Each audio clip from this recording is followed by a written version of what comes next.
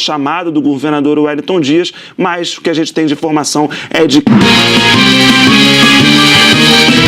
Breaking News, CNN.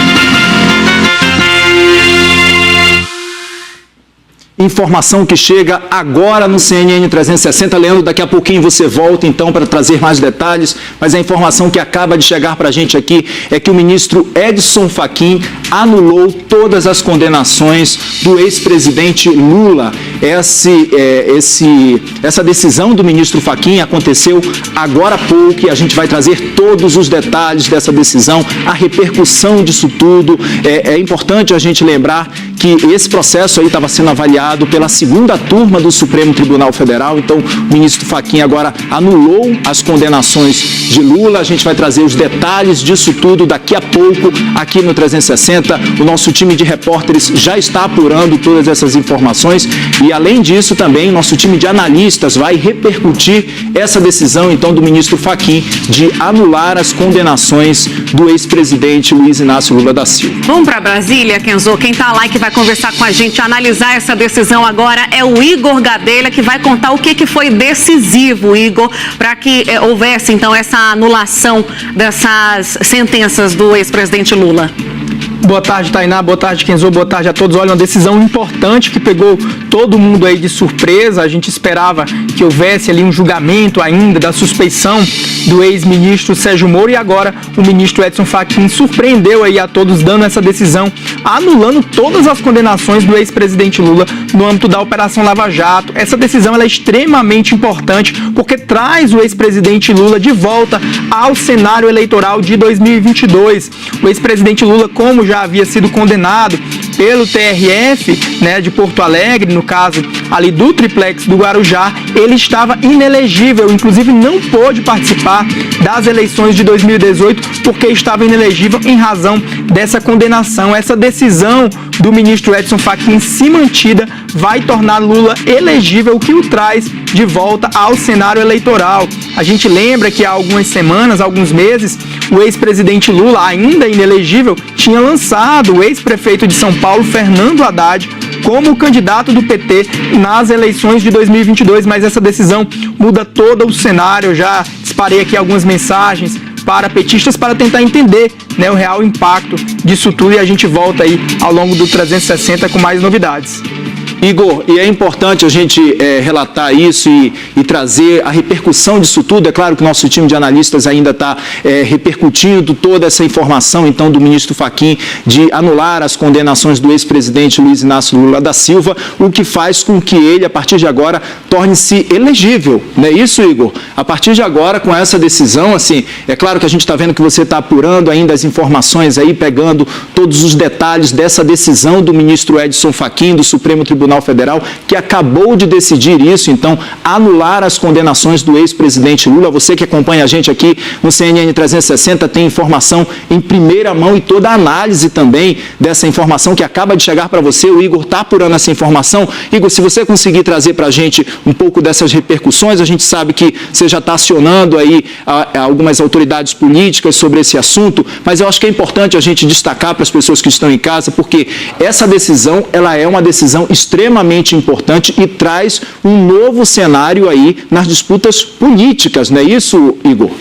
É isso mesmo, Kenzo. O ex-presidente Lula basicamente torna-se elegível, ele já está numa idade avançada, salvo engano, tem mais de 75 anos, vou até checar aqui a idade do ex-presidente Lula, mas já havia demonstrado ali nos bastidores para alguns integrantes do PT a disposição, sim, de concorrer à presidência da República em 2022, caso a Justiça e o STF ali anulasse as suas condenações. Era esperado aqui em Brasília, Kenzo, que essa decisão aí de anular as decisões, 75 anos é a idade do ex-presidente Lula, próximo ano vai ter aí 76 anos, que é quando acontece a disputa, mas era esperado aqui em Brasília que uma eventual decisão aí anulando as condenações do ex-presidente Lula só viessem depois que o Supremo Tribunal Federal julgasse aquele pedido de suspeição do ex-ministro Sérgio Moro, né, que era juiz da Lava Jato, que foi responsável pela condenação inicial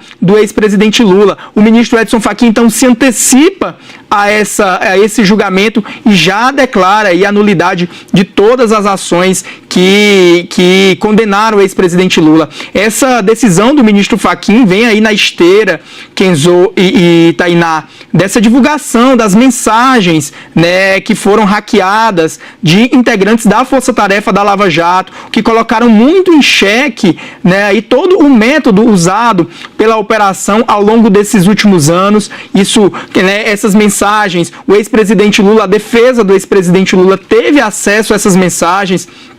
A gente divulgou aqui na CNN, meu colega Caio Juqueira divulgou algumas dessas mensagens, né, que tornaram questionável todo o método da Operação Lava Jato, e agora o ministro Edson Fachin dá essa decisão aí, trazendo o ex-presidente Lula de volta para o cenário político e principalmente eleitoral. A gente costuma dizer aqui em Brasília, Kenzo, que a eleição já está aí, um ano antes da eleição, as pessoas só pensam nisso, o mundo político já pensa nisso. Depois do segundo semestre deste ano, essa articulação toda, ela se torna ainda mais intensa, mas claro, é uma decisão que vai gerar bastante impacto no cenário político nacional. Tá certo, Igor. A gente pode então seguir aqui para São Paulo para falar com o... Eu tenho uma informação aqui. Vamos lá. Eu tenho uma informação aqui da assessoria do Supremo Tribunal Federal. A assessoria informou que, em tese, essa decisão do ministro Edson Fachin ela não deve ir para o plenário, a não ser que alguém recorra contra essa decisão. Aí sim, ela será levada para o plenário do Supremo Tribunal Federal. Vamos esperar aí se alguém vai recorrer dessa decisão do ministro Edson Fachin. Eu imagino que os integrantes da Força Tarefa da Lava Jato em Curitiba ou até mesmo o Ministério Público possam recorrer dessa decisão. Aí sim, ela será levada para o plenário do Supremo, onde os 11 ministros vão analisar isso. Se ninguém recorrer, segue valendo a decisão monocrática do ministro Edson Fachin. Tá certo, Igor. A gente vai conversando. Então, qualquer coisa, você aciona a gente aqui no estúdio de São Paulo. A gente continua em São Paulo, mas para falar com outro analista, com o Yuri Pita, que também traz a sua análise e informações que complementam essa apuração. Yuri, é com você. Olá, bom, antes de tudo, boa tarde, Tainá Falcão, Kenzo, e Tainá já estreando com tudo no estilo 360 aqui, com notícia nem um pouco bombástica, né? Acho que 2 pontos que vale a pena a gente esclarecer dessa decisão do ministro Edson Fachin. Primeiro de tudo, que ele anula desde a recepção da denúncia e posteriormente, obviamente, por consequência, a condenação do ex-presidente Lula nesses processos que foram julgados lá na Vara Federal de Curitiba, mas ele diz que todo o processo deve ser reanalisado pela Justiça Federal no Distrito Federal.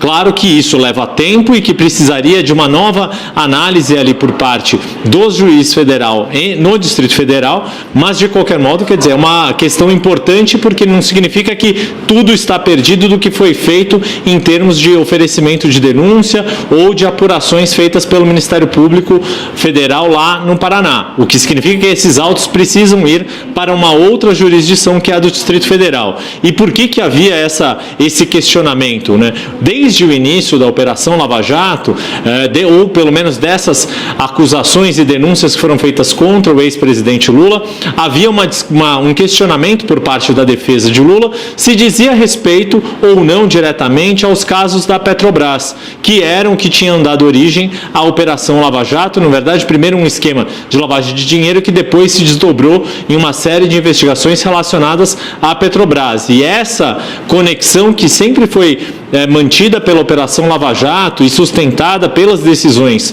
do então juiz Sérgio Moro, que são objeto do questionamento jurídico e por isso que, do ponto de vista processual, pode ser considerado anulado nesse momento. Tá bom.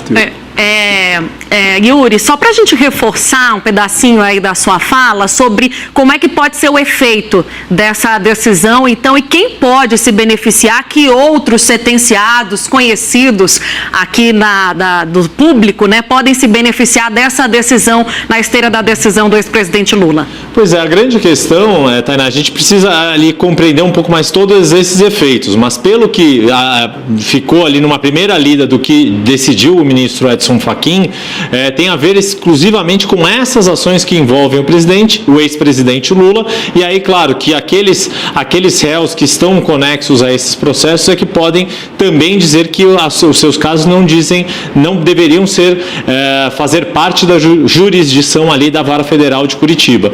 Então, aí, por isso que pode ter algum tipo de analogia.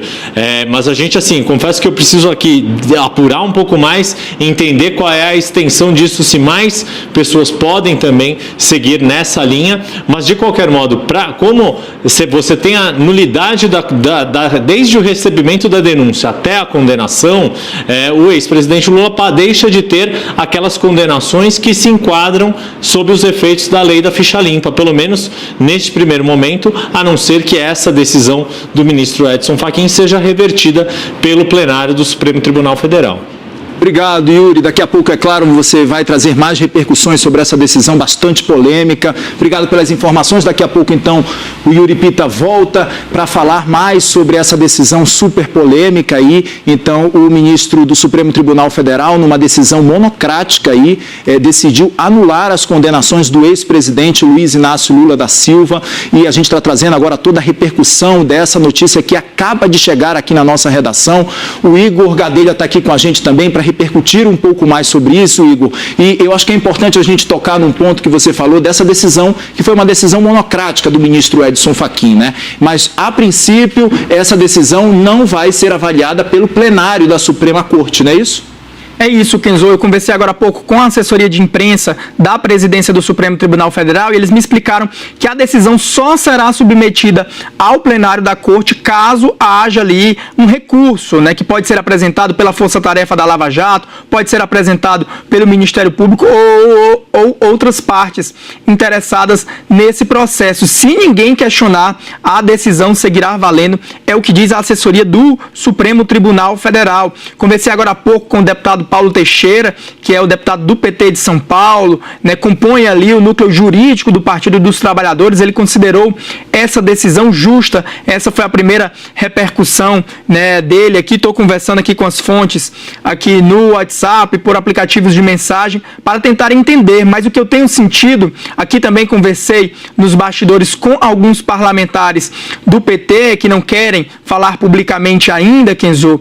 A avaliação deles é de que isso torna o ex-presidente Lula, né, praticamente o candidato do Partido dos Trabalhadores à presidência da República em 2022.